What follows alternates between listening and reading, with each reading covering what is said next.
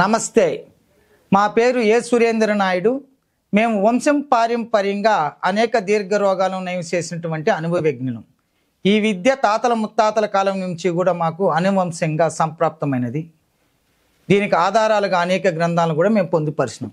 ఈరోజు విషయానికి వస్తే చాలామంది బాధపడుతున్నటువంటి అతిపెద్ద సమస్య ఏంటంటే చర్మ వ్యాధుల్లో బొల్లి అనే సమస్య చాలామంది ఇబ్బంది పడుతూ ఉంది.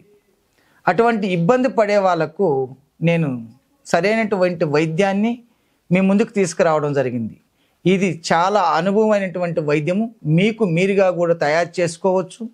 మీరు తయారు చేసుకోలేకపోతే మాత్రం మమ్మల్ని సంప్రదించి మీకు మీ సమస్యను వివరించి పొందవచ్చిందిగా కోరుకుంటున్నాను. దానికి కావాల్సినటువంటి మొక్క ఇక్కడ చూడండి. అరటి చెట్టు యొక్క బాగా పండినటువంటి ఆకులు.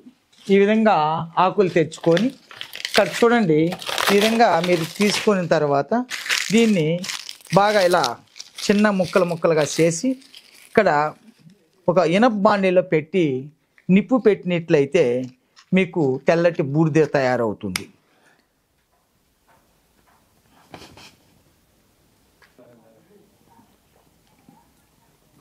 ఈ విధంగా దాని ఆకులంతా కూడా కాల్చేసి దీన్ని అట్ల కర్రతో అటు ఇటు తిప్పినట్లయితే బాగా నల్లగా మారిపోతుంది, బొగ్గులాగా.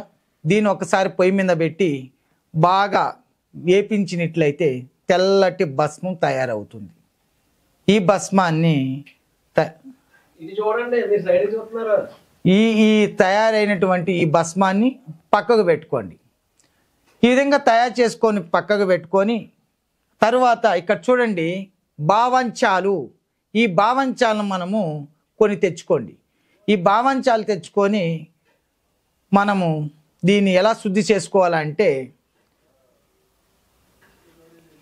కడుగు నీళ్ళు, బియ్యము కడిగినటువంటి నీళ్ళల్లో ఈ బావంచాలు వేసి బాగా పిసికి దీన్ని నీడన ఎండించుకోండి. బాగా ఇటు విధంగా తయారు చేసుకొని పొడి కొట్టుకోండి, నైస్ పొడి కొట్టుకొని ఇప్పుడు మనం తయారు చేసుకున్నటువంటి ఈ యొక్క బూడిద బాగా వేపిన తర్వాత ఈ విధంగా తెల్లటి భస్మం తయారవుతుంది. ఇటువంటి భస్మంతో ఈ యొక్క బావంచాల చూర్ణాన్ని దీంట్లో కలుపుకోవాల్సి ఉంటుంది. కలుపుకొని అనుపానంగా మనము ఇక్కడ చూడండి కనకాంబరాల యొక్క చెట్టు, ఈ చెట్టు యొక్క ఆకులను కూడా నీడను ఎండించుకొని దీని యొక్క చూర్ణం దీంట్లో కలిపి రోజు కూడా ప్రతిరోజు 2 పూటల సేవిస్తూ రండి. మరొకటి ఇక్కడ చూడండి. మీరు ఇక్కడ చూడండి, ఇక్కడ మీకు కావాల్సినటువంటిది తాలకము, పత్ర తాలకము అంటాం.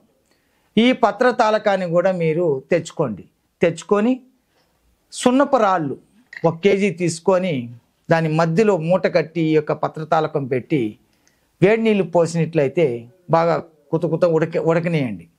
మరొకసారి స్టవ్ మీద ఉంచి బాగా వేడి చేసినట్లయితే శుద్ధి అవుతుంది. ఈ విధముగా 7 సార్లు శుద్ధి చేసుకొని తర్వాత ఇక్కడ మీకు తెలియజేసినటువంటి బావంచాలను తైలం తీసుకోండి. దీన్ని గానిగాడించి తైలం తీసుకొని ఈ యొక్క తాలకాన్ని బాగా దాంట్లో అరగదీసి ఆ యొక్క ఎక్కడైతే శరీరం పైన ఈ తెల్లటి బొల్లితో బాధపడుతున్నారు ఆ బొల్లి పైన అప్లై చేసినట్లయితే ఆశ్చర్యకరంగా శాశ్వతంగా నివృత్తి అవుతుంది.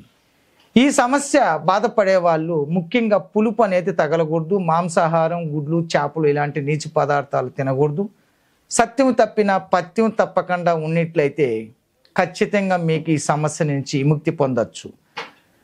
మరొకటి, మనకు బయట పొలాల దగ్గర గట్లు పైన దర్శనమిస్తున్నటువంటి ముళ్ళ గోరింట పసుపు వర్ణం కల పూలు ముళ్ళుతో కలిగి ఉంటాయి.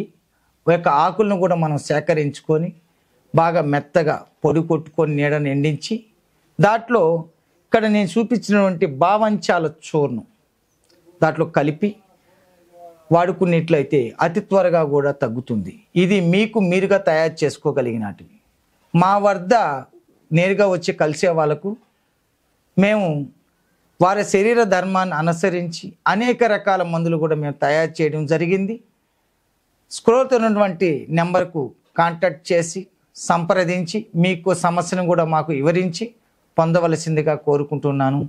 సర్వే జనం సుఖినో భవంతు. నమస్తే. ఆయుర్వేద, గిరిజన మూలిక మరియు పారంపర వైద్యం చేసే ప్రతి ఒక్కరూ మా ఛానల్ ద్వారా మీ విద్యను ప్రజలకు తెలపాలనుకుంటే మా నంబర్కి కాల్ లేదా వాట్సాప్ చేయండి. మీ దగ్గర ఉన్న ఆయుర్వేద మరియు హెర్బల్ ప్రొడక్ట్స్లను మా ఛానల్ ద్వారా ప్రజల్లోకి తీసుకువెళ్తాం. స్క్రీన్ పై కనిపిస్తున్న నెంబర్కి కాల్ చేయండి. వీడియో కనుక మీకు నచ్చినట్లయితే లైక్ చేయండి, షేర్ చేయండి. మరిన్ని వీడియోస్ కోసం మా ఛానల్ని సబ్స్క్రైబ్ చేయండి. మీ అభిప్రాయాలు మాకు కామెంట్స్ రూపంలో చెప్పండి. మరిన్ని వీడియోస్ కోసం మా ఛానల్ని సబ్స్క్రైబ్ చేయండి.